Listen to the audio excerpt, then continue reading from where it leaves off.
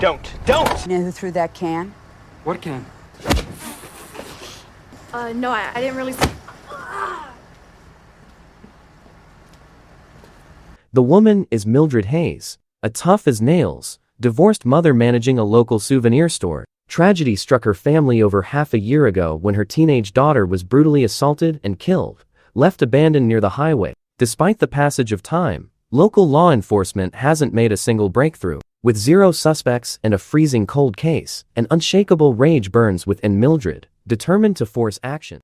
Our tale kicks off with a lone driver cruising down a deserted, rural road just outside a sleepy Missouri town. She spots a trio of massive, forgotten advertising boards weathering away on the roadside. Since this route barely gets any traffic, they've sat empty for years. But for this driver, they spark an idea. She pulls over, gazing at the blank canvases, and commits to a drastic plan that will turn her tight-knit community upside down. Mildred visits the local ad agency and speaks with the manager, Red. Learning that the obscure roadside boards cost $5,000 a month, she immediately drops the cash and dictates exactly what the posters must say, locking him into an exclusive 1-year contract. She leaves Red completely oblivious to the chaos he's about to unleash. When the towering signs are finally plastered with her words, the community is left in shock. Displayed in bright, bold lettering across the 3 panels is a chilling sequence, detailing the horrific nature of the crime, the lack of police progress, and finally, direct, aggressive call out to the beloved local police chief, Bill Willoughby. Mildred is publicly shaming the highest-ranking officer in town, demanding accountability at any cost. Media buzz explodes instantly. A news anchor interviews an unapologetic Mildred, who doubles down on her claim of police incompetence. However, rather than gathering support, the locals quickly turn hostile toward the grieving mother. The community's outrage stems from a widely known secret.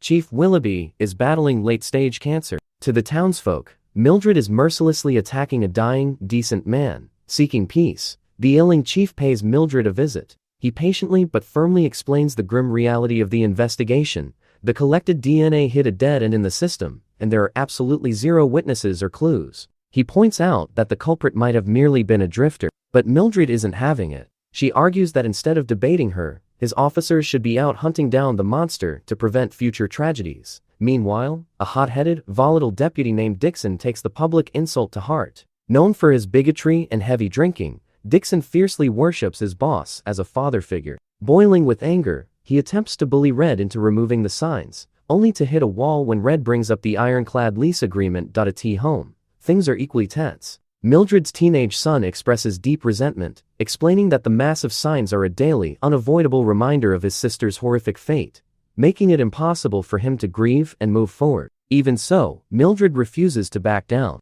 The town's hostility peaks during Mildred's dental appointment. The dentist, fiercely loyal to the chief, subtly threatens her with the terrifying-looking tool. Without missing a beat, Mildred snatches the drill and brutally pierces the doctor's thumb, proving she cannot be intimidated. Naturally, the police haul her in for questioning. During a fiery interrogation with Willoughby, a shocking interruption occurs. The chief begins hacking violently, inadvertently splashing blood onto Mildred's face. The bitter rivalry instantly melts. Mildred leaps to comfort the sick man, revealing a fleeting glimpse of deep empathy between the adversaries before he is rushed to medical care. Through a painful memory, we learn the source of Mildred's relentless drive. On the day of the murder, a nasty argument over borrowing a vehicle ended with her daughter storming off, yelling a dark wish that she be assaulted on her walk. Blind with rage, Mildred shot back the exact same horrific sentiment. That haunting final exchange serves as the crushing guilt fueling her crusade.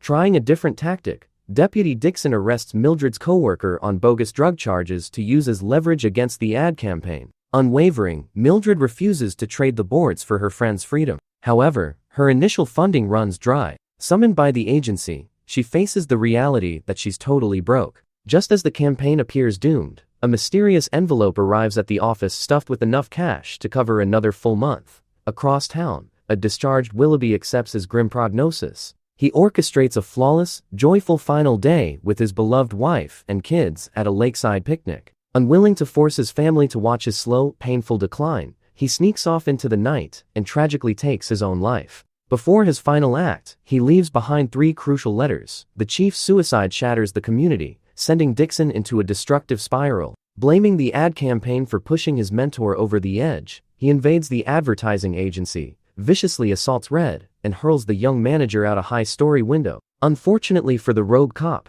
the town's newly appointed police commander witnesses the entire brutal episode and instantly terminates Dixon's career. The emotional relief is short-lived. That evening, an unknown arsonist sets Mildred's billboards on fire, reducing her loud demand for justice to smoking ruins. Concurrently, the disgraced ex-cop Dixon sneaks into the precinct after hours to read his own posthumous message from Willoughby. The wise chief's letter pierces through Dixon's toxic exterior, urging him to abandon his deep-seated resentment and become a great detective using love, not hatred.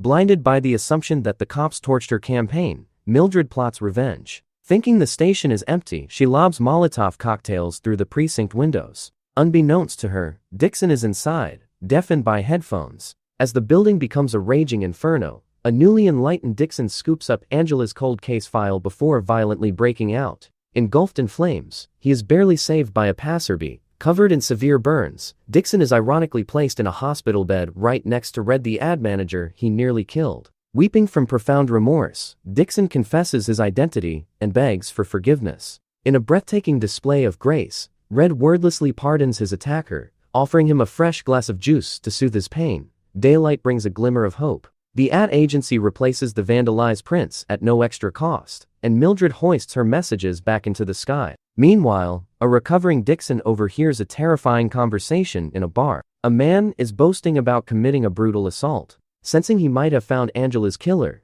the former cop initiates a confrontation, faking a bar trick to savagely scratch the suspect's face. He takes a brutal beating in return, but absorbs every blow. Knowing he secured a precious DNA sample under his fingernails, Dixon bears the heavy burden of breaking the bad news to Mildred. But he clarifies that while he isn't Angela's killer, the man still gleefully bragged about assaulting a woman. Guilt or not in this case, he is undoubtedly a dangerous predator, refusing to let a monster walk free. The unlikely duo packs up a car and an arsenal of weapons, setting their GPS for the suspect's home state. On the long highway stretch, Mildred finally confesses to bombing the precinct. Unfazed, Dixon admits he had already figured it out. When she questions if they are truly capable of executing the stranger, Dixon hesitates. Mildred shares his doubt, agreeing that they will just have to make up their minds during the journey. The story closes on this pair of damaged souls speeding towards a blurry line between vigilante justice and cold-blooded murder. The ultimate outcome is left uncertain, but as they barrel down the open road, they have finally found solace in a shared purpose.